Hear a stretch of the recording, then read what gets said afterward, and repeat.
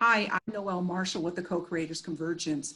Thank you for joining us as we celebrate World Unity. We're so honored to have Dr. Jean Houston with us and Jennifer Evanko. So Jennifer and Jean, thank you so much for being here. We have so much to learn from this conversation. Thank you. Thank Noelle. I wanted to spend a moment and say how honored I am to be here with my mentor and dear friend, Dr. Jean Houston.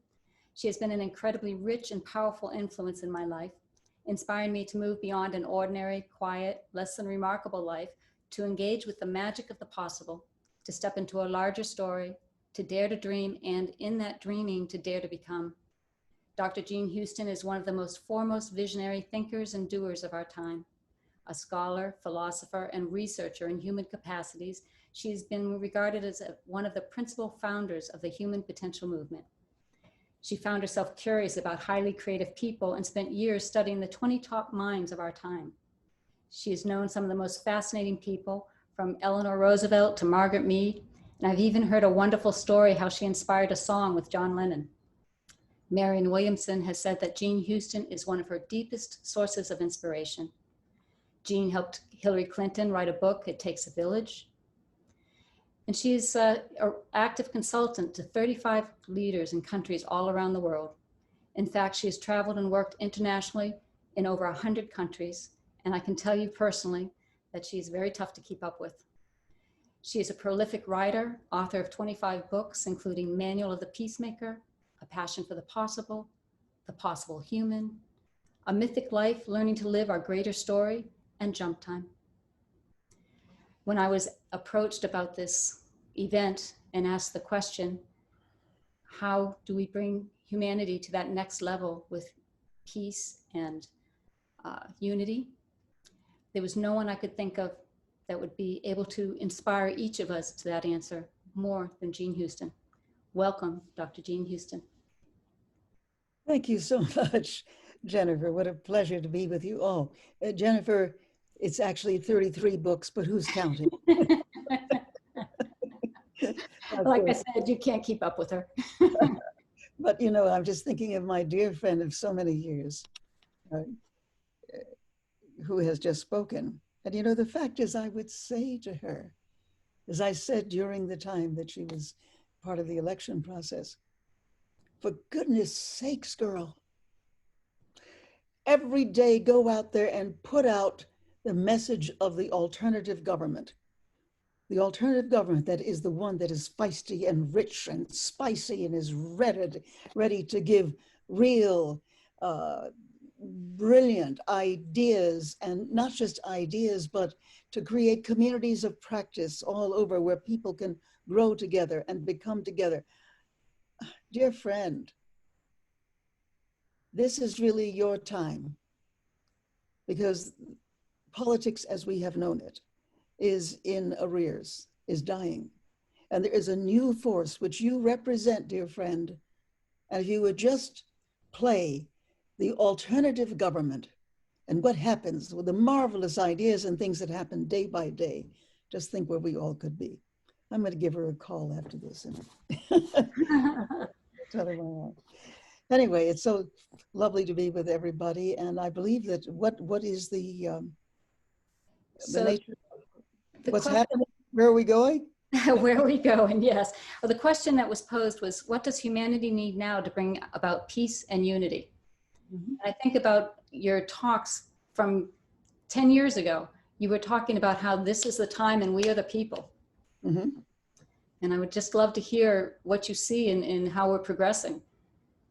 Well, this is the time. We are the people, and this is probably the most interesting time in human history. I mean, other times thought they were it. They're wrong. This is it. This is it when we grow or die, evolve or perish. This is it when we turn the page on who and what we really are.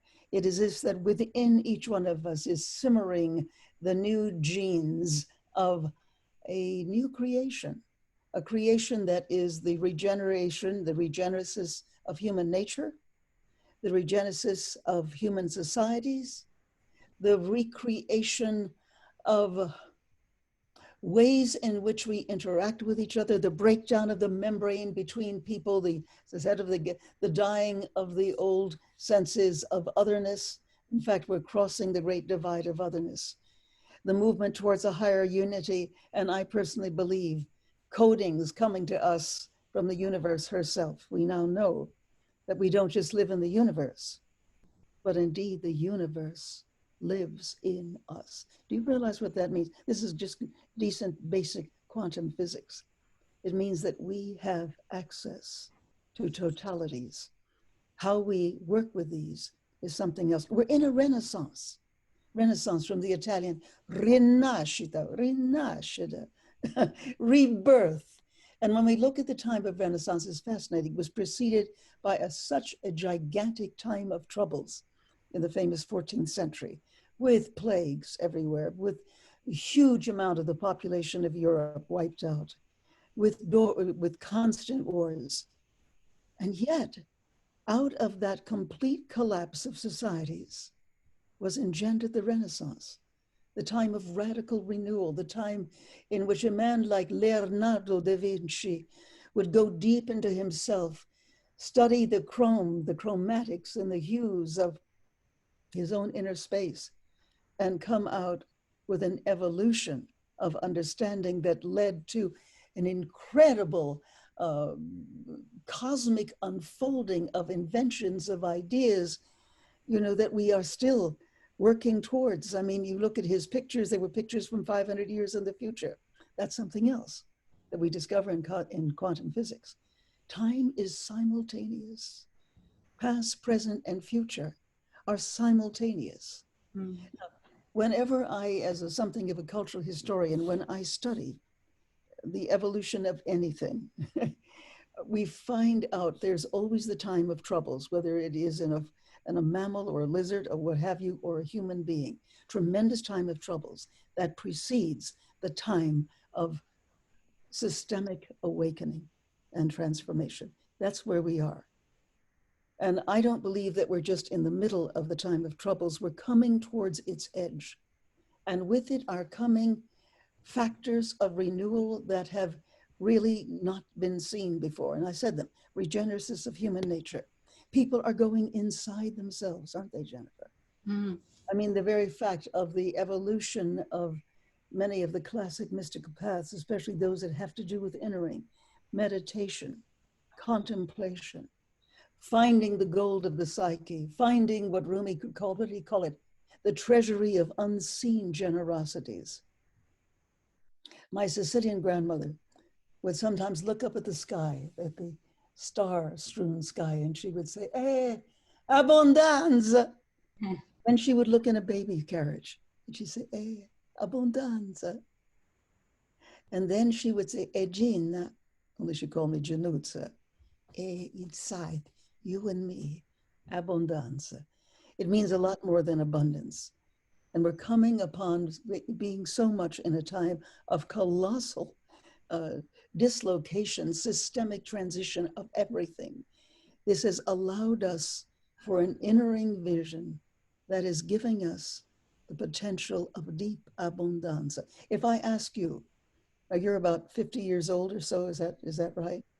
We'd like to say to 50, yes.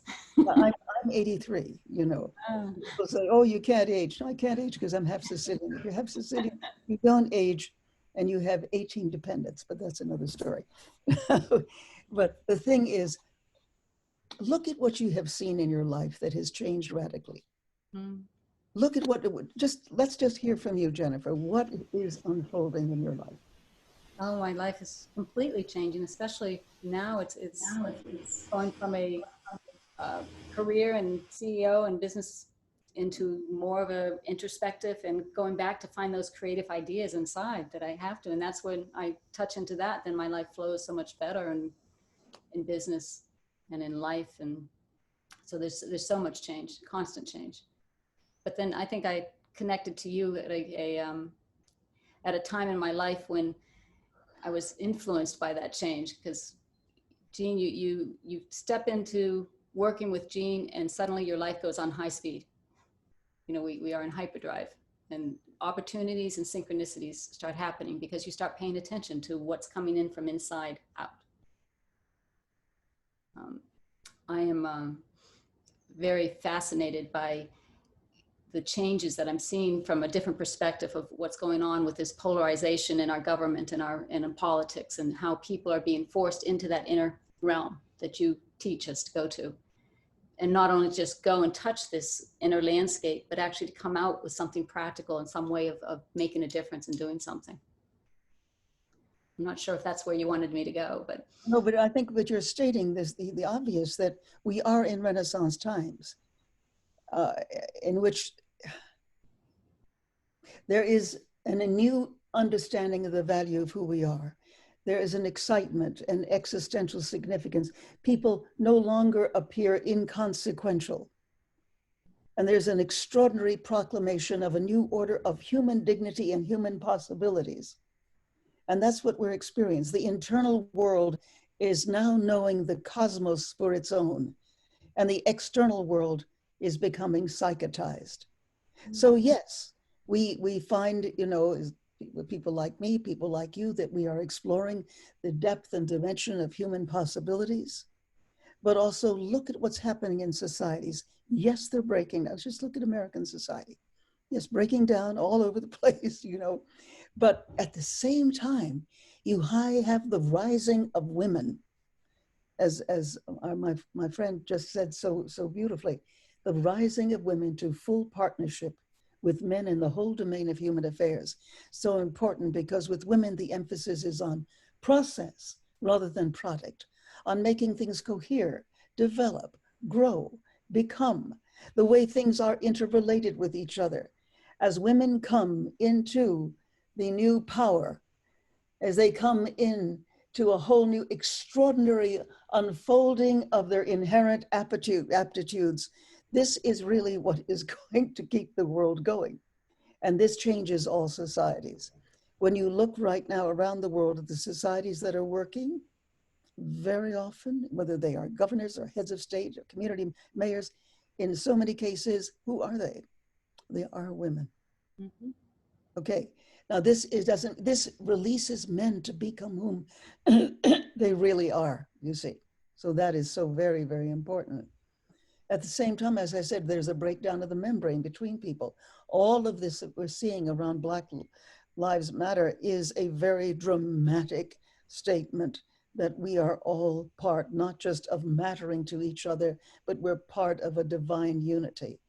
The way we can look at each other, regardless of how different we are, as God in hiding. The way that we can look each other and see in the other, not just their potential, but their inherent genius. People say to me, Jean, you've been around so long, what would you say is your best quality? Well, I would say I have the gift of the follow through. That's important. But also my best quality is, frankly, to cross the great divide of otherness and know that the person that I'm seeing is in many ways a deeper version of what I've thought of myself. And that when we really can bring our minds, our presencing, it's a bequest of our presence into each other, and it begins to converge, then we have transcended all of the differences, all of the histories, and we begin to come together on the sunrise of a whole new era. So it's the breakdown of the memory. The breakdown of the memory also has to do with ourselves and our spiritual self.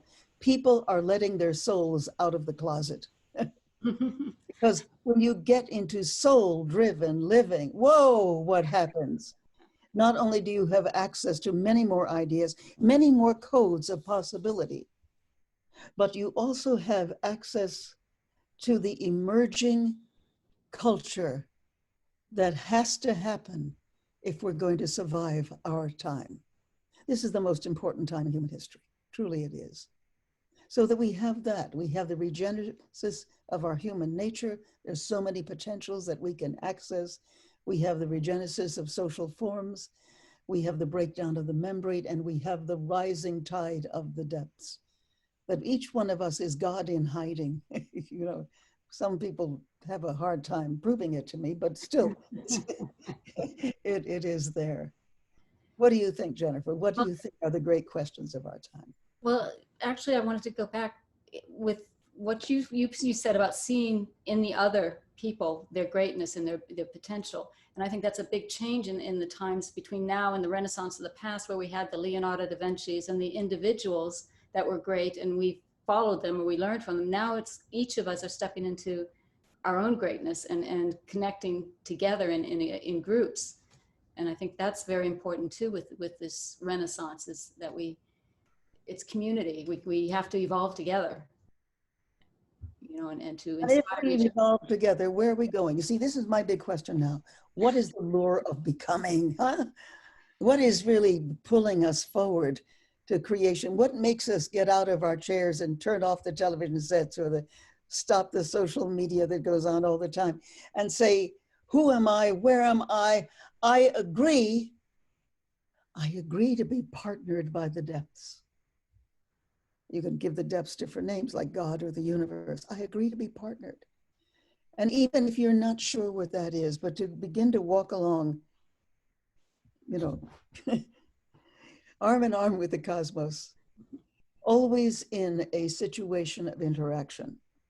Now, who is this other if you can't see it as God or cosmos? It could be an archetype, couldn't it? Mhm. A, Yeah. a pattern of huge significance that through the ages may have taken on other forms. Like the one I particularly like is the goddess Athena. I find her very interesting, because she's ever near and she's also womanly, and yet she has immense strength and she goes for nurturing cultures and civilizations. And I find that when I have the Athena archetype working, I don't worship Athena, it's nothing like that, but I have that essence. I find that I can go into these cultures, and what was it, 109 countries at this point, and I don't know how many cultures, and I feel that I can be transparent to the transcendence that is always there, deeply appreciate the poorest woman who seems to have nothing, and see her greatness and help her engender her greatness in real action in the world. And above all, I can learn so much from all these others. So I think that we are in a time of that partnership. The old Christian hymn about Jesus is part of that. Oh, he walks with me and he talks with me, tells me I am his own. Well, the same thing, I could sing certain kinds of chants from Hinduism, and they're sort of saying the same thing, We are, but as we see and understand the nature of the cosmos and its infinite potentials, we also see that we are cosmic beings. Some people, like you perhaps, and I think surely Marianne, see themselves kind of cosmic agents who find them caught up in a corner of a galaxy. This funny little tiny planet, why am I here? I could have been back among the stars when I had such a good time. But the fact is, we are here. We're here in the great time in human history, but I think we're here also in the cosmic time of human history, the cosmic time of human history. Yes. So I think that as we plunge more deeply into the depth of ourselves, we can then see and work with our outer reality with greater depth, you see, and to know that we are part of the divine spirit. And so I look at all these things and I wonder, when we realize the protean spirit, that we are not encapsulated bags of skin dragging around dreary little egos, but we have within ourselves cosmic adventures. We have within us many, many, many persona. If I say I'm Jean and I'm a teacher and I'm this and that, but I'm also a dog person. I was once a serious fencer. I am also a cook, really a decent cook. That's one thing I do well. But I'm also a traveler, God knows, and a stand-up comedian sometimes. But I have many, many parts to myself, as anybody here who's listening has many, many, many parts to themselves. Persona. To think of yourself just as an isolated ego is to crush the fullness, the genius of who and what you are. So I give exercises, for example, of having people, I do it with good music, stirring music, in which I have them take on the capacities. For example, let's do it right now. What is a part of yourself that you need now that's not necessarily stage front, but should be in your life? Oh, right now the writer needs to come forward. How many of us have writers, you know? Oh my, yes. Okay, but all right, so take that writer, yes. Now, who is forward in your life that is easy, that is fun, that you find you can slip into it beautifully? Give me the other part.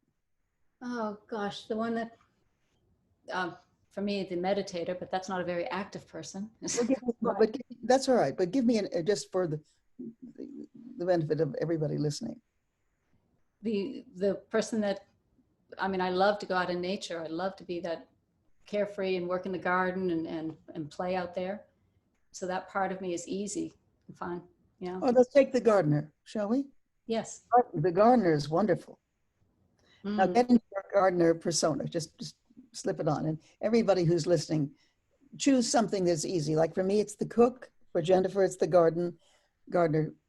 Who is it for you? And become that being. Identify deeply with that being. All right? Mm-hmm. And normally I'd be playing beautiful music at this point. But I want you now to take this gardener that you feel easy with, that you love. For some of you out there, it may be the dancer, it might be the comic, it might be the mother or the father. Take this person, it might be the one who solves problems. I mean, I don't know. But take this person. And for her, for Jennifer, it's going to be having to do with writing. And have this other persona who really resides deeply in you do the writing. Just start writing and see what happens. And for those others of you, take this other person with whom you feel good, like for me, it's a cook, and begin to do the thing that you find difficult or you tend to put off. She's put off writing. But do it from that perspective of taking on the body, mind system, the whole beingness, the sheer, fruitful, creative aspect of this person who is so easy for you, like the gardener, like the cook is to me. But let that person go and do the writing or do the relationship. Yes, that's a big one. Or do the exploration. Beautiful. You see? So that would be an example, wouldn't it? Yes, powerful. Of utilizing the many, many parts of ourselves.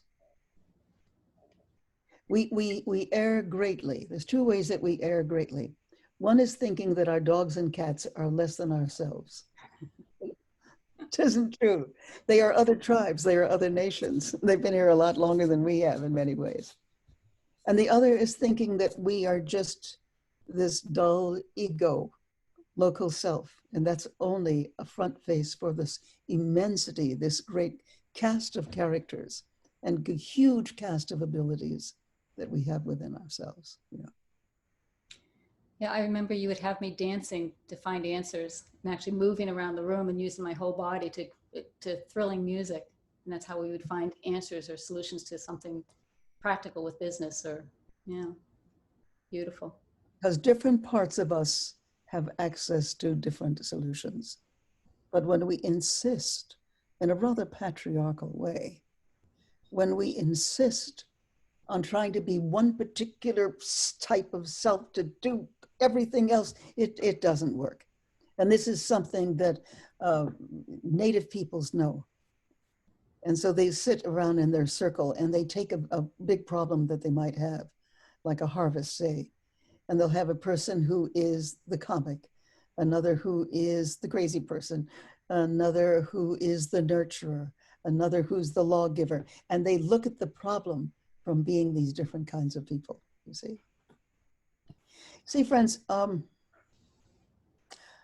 very powerful forces have risen in this time, and I believe are propelling the current state of collective potential growth. And they work in parallel and they fuel one another. So yes, when we started, I described them as the regenesis, the repatterning of human nature, to begin to tap into these enormous potentials that have been lying dormant. This happens, by the way, throughout evolution. When something is really awfully difficult, the new potentials come up. They say, my turn, or else we're out of here. And then the regenesis of human societies. I have a program right now where I've got people literally all over the world, especially young people, design a world that works. You could do it, let's say, design a school. And so I'm getting these letters from people who are designing new schools. It's interesting how in most of them, the emphasis is on arts in the school, arts and music. So the children are just not crushed by verbal, linear, analytical patterns, but instead they're thinking in music, they're thinking in story, they're thinking in clay, they're thinking using so many more aspects, the genius of sheer childhood, you know. And I have other people who are telling me about, well, something has happened all over the world. And it comes from these people. There is a rising tide of spirit, isn't there? There's a rising tide of spirituality rising everywhere. What does this mean for your spiritual life? It means, by golly, you better start looking at it. You can start, whatever you want to call it, talking to God, talking to the angel, talking to whatever it is in your spiritual experience that calls you, that is evoking you, who is saying to you, it is time to wake up now. A lot of people are having interesting, sometimes it's just a few seconds, sometimes it lasts longer, of awakening. Whoa, this is what the world is like. Often followed by the second part, oh boy, what a louse I've been. You know, and that's the point where you forgive yourself. You don't go into it. You forgive yourself and say, look, I really loused up here, but I forgive myself. And I am now going to make many active gifts of charity, of beauty, of seeing the other in wonderful ways, of appreciating instead of blaming, of appreciating people, things, a flower, a cloud, a child. To have days of just pure appreciation and gratitude, that kind of thing.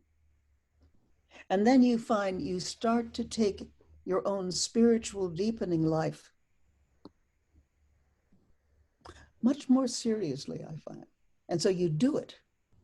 You take that time to meditate or to pray or just to enter into the great and holy, potent, pregnant silence. Because I find for myself, at least, that being in the silence allows the larger life, the great cosmic connections, the solutions to come forward. I think it's also important to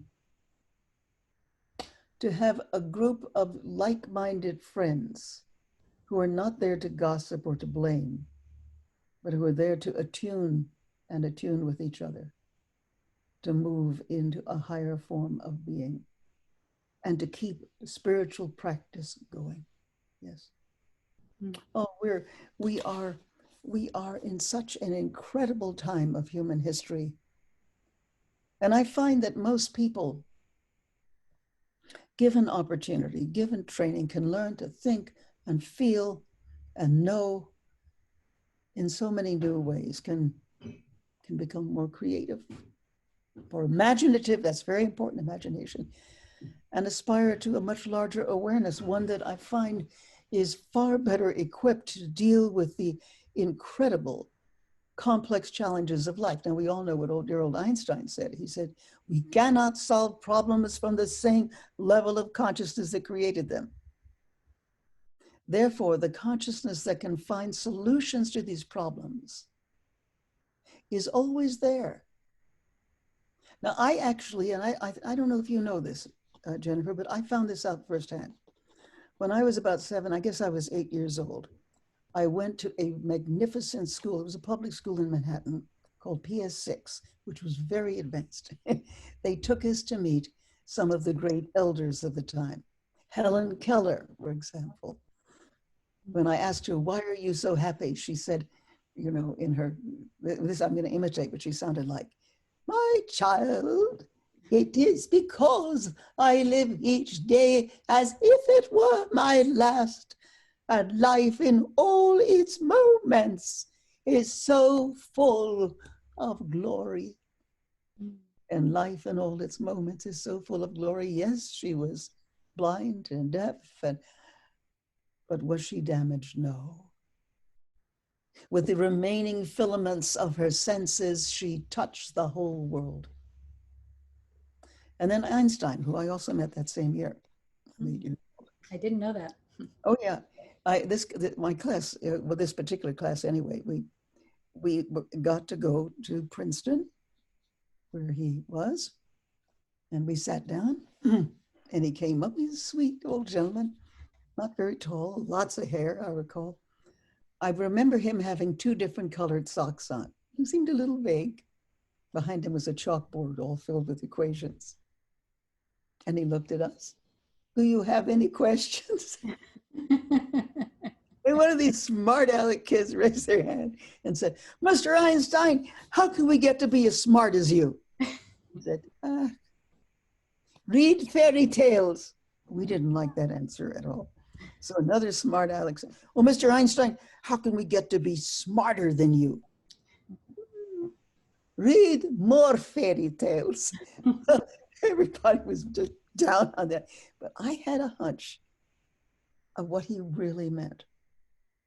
And I said, Mr. Einstein, are you talking about imagination? And he got a big spot. Yeah, imagination. It is my best quality. People think it's mathematics.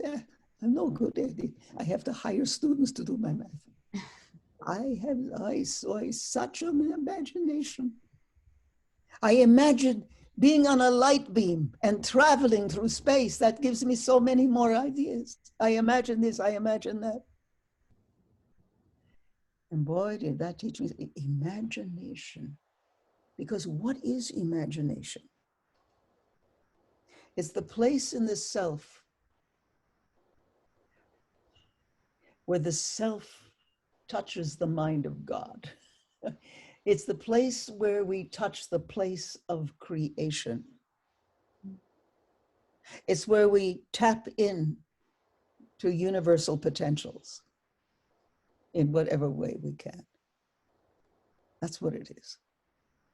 That's what I truly, truly, truly, truly believe that it is. And you've taught me not just to have the imagination, but to believe in the imagination, to envision a world that works, or to really Right. that. Because it's, you know, before I met you, Jean, I was studying meditation. I had a very deep spiritual practice, but I was happy up there and just enjoying my meditations. And you brought me back down to earth and said, okay, what can we do with this? What can we bring and dream and make? And I think that's a very important quality as well. It's not getting too far gone, but come back and do something. Well, for example, here's an imaginative exercise for everybody out there who may be listening. Let us say that quantum physics is right, and that we are ubiquitous throughout the universe, meaning there's variations of ourselves everywhere. And the great oneness, the great unity, the great Godness, the great spirit says, I need variations of Jennifer. I need variations of Sharon Rose, who I see has come on. I need variations of all these people. Now, if the universe is a great unity,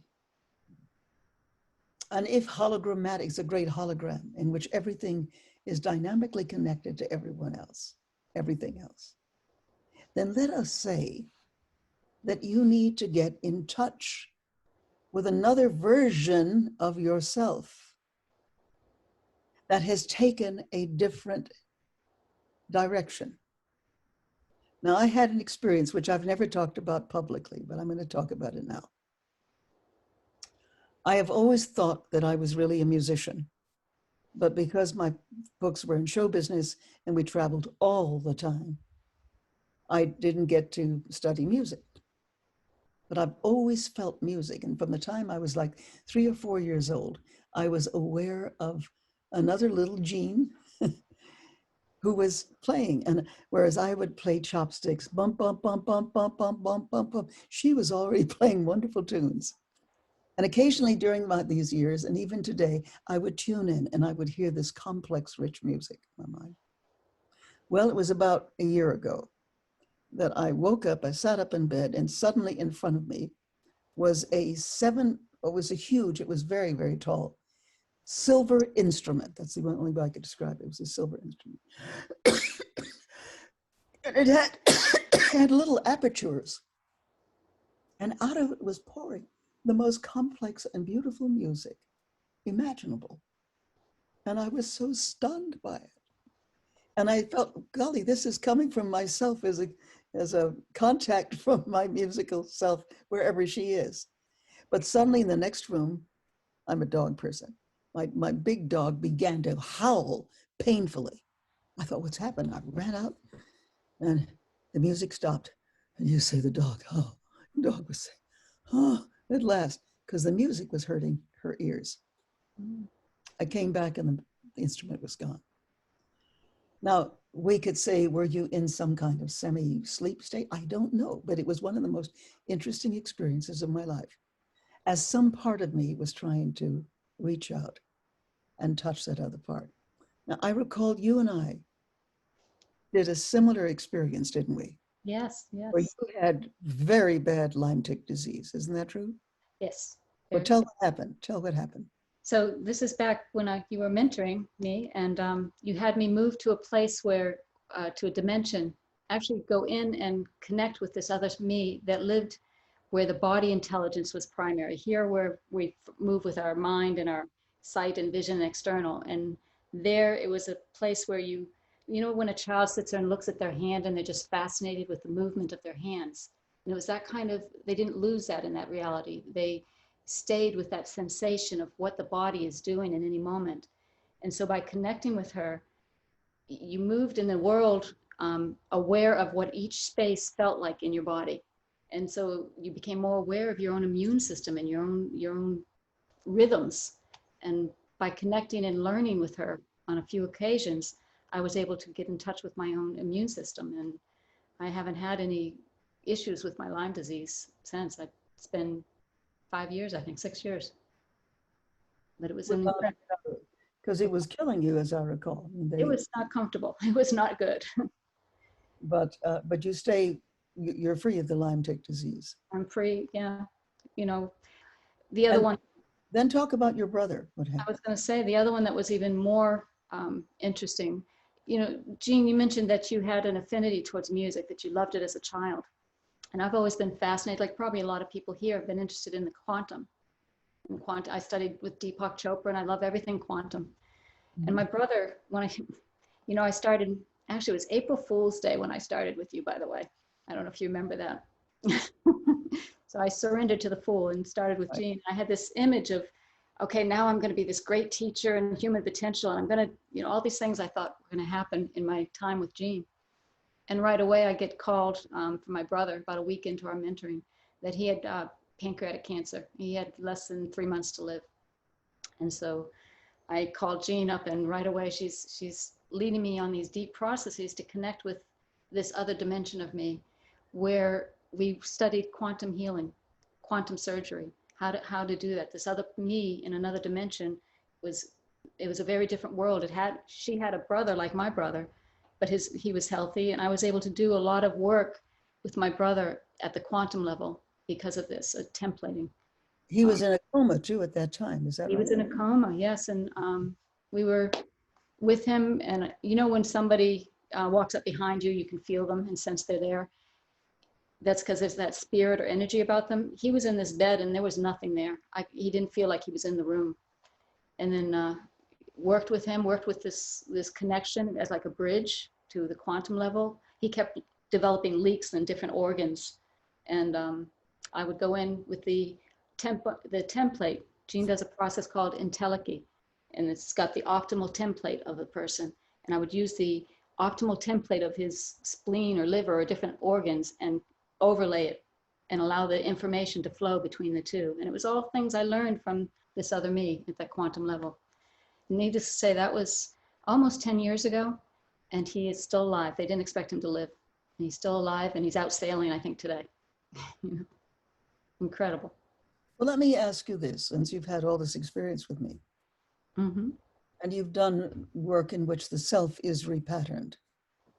Yes. So my question is, as the self is repatterned, the ways in which we then are able to relate to one another will shift as well toward the discovery of new styles of interpersonal connection, new ways of being in community within a global society. See, this is a huge issue for our time. We've never had a global society before. And everybody's trying to pull it back and say, oh, America is the great this. No, how do you stay in community in a global society? Now, I personally believe that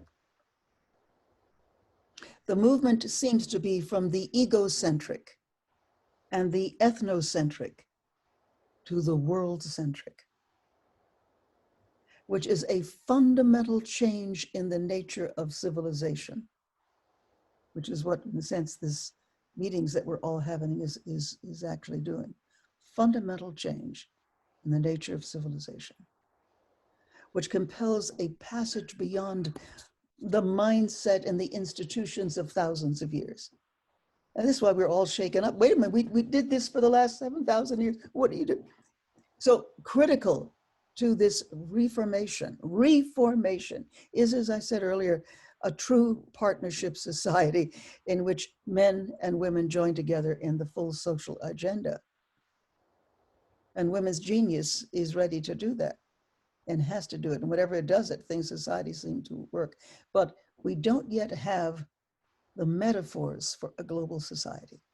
But as we gain the poetry, the metaphors, the sensibility, as we ask the cosmos for help, or God, whatever it is that you're, please let me know what it is like that we're moving towards so I can express it in my daily life in whatever way. Then we become adapted to orchestrating the many variables involved living comfortably within multicultural realities, and it raises hope for what? For forgiveness, yes? For healing between and among nations and ethnic groups. And I think essential to this matured consciousness that we're looking for is both a moral and an ethical growth toward empathy between individuals and nations that honors the golden rule of human interchange, of deep, deep seeing. Now you say, oh, Jean, you're just being stupid because look at when societies are ready to shift deeply, there is always the rising of the dark side. Or not that the dark side is bad, but that it represents an archaic form that no longer works. And sort of archaic individuals as well. We have a wonderful, panoply of these individuals in our life. And we say, oh, everything's going to pot. No, it isn't. But it is the necessary rise of a certain kind of darkness and regression that allows us to have the impetus to progress. So, I think. Beautiful. It's interesting that we are so inspired now to think about what we can do locally, especially with the COVID and things, the way we're being focused inward here. And at the same time, like you said, it's a fractal of the global. We need to create use our wisdom and our insight and our dreams here locally, and then connect globally and repeat this envisioning and dreaming. And we need to jump in and catch those dreams and those things that are not here right now, those archetypes that aren't here now. You had often talked about partnering with archetypes, like you said, Athena. and how that empowers us even more to create here and to make something new. Mm-hmm. I've heard stories that we're missing some archetypes. Have you heard this? That we're missing archetypes like Go on, tell me more. that we're missing the archetype for community living. Okay. Or the archetype for men and women equal. And that by having that vision, going in and connecting with a place where they have that in another dimension or another way, you can bring that in, that reality in, inspire it here. There are many societies that have archetypes for community living. Mm. That exists, and I've found that in many cultures. But it's not that there aren't archetypes for men and women meeting together, but they tend to be a little archaic because women had to produce all these kids in order to get the world populated to do, at least for this particular species. But now everything's shifting so radically. We don't even know yet what we're going to be 20, 30, 50 years from now. But we can dream, can't we? Now, a friend of mine who is sort of the female Einstein, a very great physicist, and she's just come out with a paper which says that the future already exists in a different space-time reality.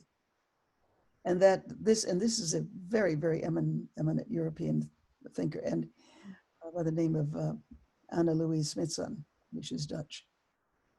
But that these future codes exist and that we can select for these codes in our mind. It's part mysticism and it's part science. And these different codes for the future, we can then immerse and find ourselves within them. And we find that our own life and beingness begins to shift because there's so many wonderful new ideas that are wandering around, but also feeling. It's not just the ideas, it's feeling tones of the ideas as well. Mm. See? Yeah, Anna-Louise Smithson, I'm starting to work with her to bring her work into the United States and other places, but she's just way beyond everybody. She is considered the female Einstein, but the future exists. Not that it exists in a pathetic pathos of here it is and forget about it, but that it really has substantive codes. We are coded beings, aren't we? We are little tiny codes, that first little dot of life that is ours when the two gene things mesh together in this little tiny dot, that you're all dots that grew into you. But, extend it further. So it's not just the dots that grew into you, but that you are dotted all over. You are a great cavalcade of dots of different kinds of potentials and ways of being and understandings and arts and sciences that when you pay attention to them, they then unfold into very full and rich and deep realities, don't they? Mm. I made a study of once of 55 of some of the most creative people in North America. They included Joseph Campbell, who I worked with off and on for 20 years. Margaret Mead, I was the adopted daughter of Margaret Mead. I have a wonderful mother. She had a wonderful daughter, but she moved in with us. That was our relationship. She was something else again, an anthropologist. And Bucky Fuller, who was another one, and Jonas Salk. You get the idea. And what I found about all of them is they use their minds in very different ways. They were fascinated by their own internal processes, and they watched the way their minds worked. And they activated these forms. So they would drop in an idea. And it was as if this multi-leveled mind that they accepted and nurtured, would then pick up the idea and spin it into all kinds of new variations. We are really cosmic beings, pretending that we are not. But when we have this different view of them, and all these people had this kind of view of themselves, I seem to be a universe. And thus they had access, but they did activate inner sensing, inner knowing, inner feeling, inner creativity. And so they lived in this state of an extraordinary level of union and unity, what we're talking about in these days together. with the depths of themselves. Mm. We could just look, and this is the way I find that when I look at another person, I look at him or I look at her as this cosmic constellation who is loaded with these codes of new becoming. And because I believe it in them, in many cases, they come to believe it in themselves. Yes. Show it forward. Beautiful. I can't believe we've almost gone on a whole hour, and I believe there were some questions out there. Now, the questions are out there, or are they on the chat? Noelle is going to share with us from. Okay. She'll read some questions. Noelle? Please. If she's there, there she is. Okay, there have been so many comments and questions that I'm going to have to go back through here to find them. So someone says, Elizabeth Fenton says, Neville called the Christ the imagination. Are you familiar with Neville? Yes, I'm familiar with Neville. I actually saw him once, many, many years ago. He was a fascinating, well, if I said preacher, but it was more of an evocateur. And he had an incredible way of getting right to the essence of something and then taking it beyond. So yes, he and Einstein were right there together, that imagination is the great form from which the coding, from which everything is. Who was it? I'm trying to think, was it William Blake who said that, I'll have to try to remember, but the idea was that God is fascinated by the productions of our mind, and that we have several kinds of imaginations. This was Immanuel Kant. Reproductive imagination, where we just sort of repeat and put things together. And then productive imagination, woo, that's where we tap into the essence of the universe itself, and it boundlessly flows with all kinds of new ideas and new things. Productive imagination. Fabulous. Oh, I've got it. The universe is in love with the productions of time. Oh. And we are part of the productions of time that are producing. The universe is in love with the productions of time, and the time engenders, which is what we are.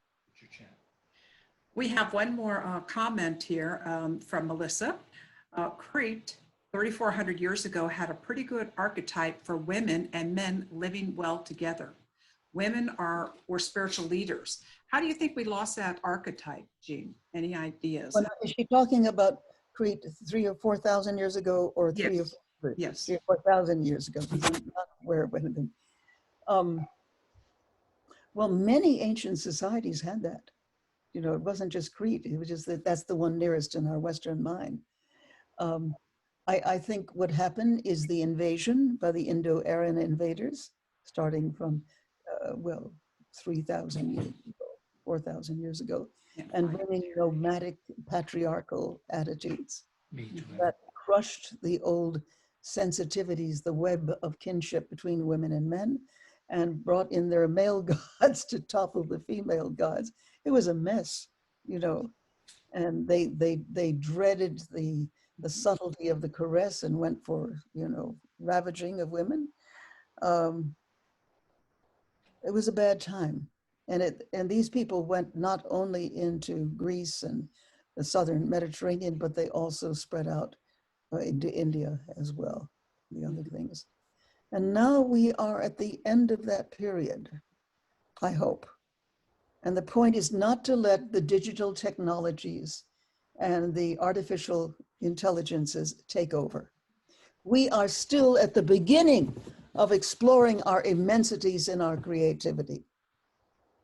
Well, I still want a real dog. I don't want a little robot pharmacy dog. I am so glad to hear you say that, because when people talk about what we're up against, I think artificial intelligence, you know, because usually we lag so far behind, it's going to come in and consume us before we even know it's here. Do you have any validity to that, or you speak to? Well, a lot of people are speaking about it. There's an enormous amount of thinking going on about that. Mm-hmm. It's not here, but it will be here in about 10, 15 years. Mm-hmm. I mean, it's just sort of creeping in with practical kinds of things. But the point is, this is the time in which we deepen our human intelligence.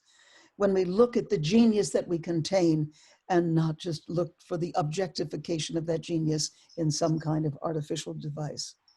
So my big argument has been for the last, God, 30, 40 years, go human before you go android, because the human has so much more to give us. Beautiful. Okay, and there is another question here from Annie Spade. Would you speak to the human connection to nature? We are nature. I mean, we are nature. We got nature growing all over us anyway.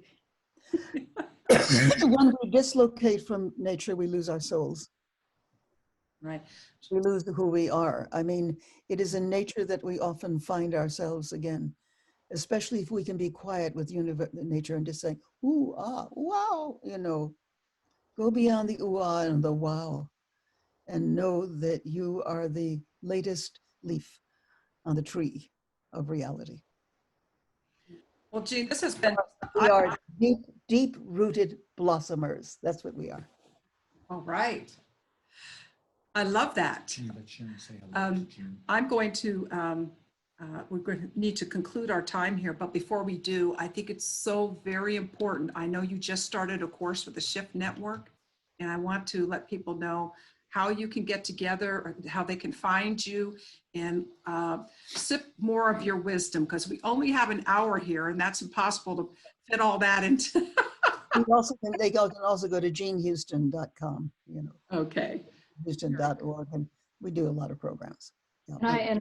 And as a student of Jean's, and I'm lucky to have mentored with Jean, I have to say that take advantage of her wisdom and be with her, because she is an incredible lady and has changed my life. Yeah. And you have changed ours. So, you know, we're one of your descendants, Jean. We haven't studied directly with you, but we do study with Jennifer. Love her morning meditations. Wonderful work, beautiful work, thank you. Yes, very dedicated. And we also have a guest that wants to say hello to you, Sharon Rose. Is that? Hi, Sharon. Yes, I thought, where are you? There, I see you now. How are you? Are you going to be doing something too here? Well, what an amazing segue you did. I'm talking about quantum chi. Quantum chi, oh my. My project. Anything better than quantum chi. Right. I mean, so many things, even about nature, what you were talking, well, always, you know, I feel so, my heart is with you for so long. Your teaching, and of course, you know, Bob Masters has played such an immense role in my life. Yes. And you and his, he admired you so much. He thought that you were a kind of epiphany of the goddess in dungarees. The goddess. Perfect. That's perfect. Well, I think we should conclude our time here with Jean. Thank you so much on behalf of the Co-Creators Convergence. If anyone would like to see the recording of this, it will be available in about a week or so. Give us a week or so at www.cocreatorsconvergence.com. And thank you so much, Jean, Jennifer. We love you both. And now we're going to turn the program over to Kathy Mason, who is going to bring on the amazing Sharon Rose.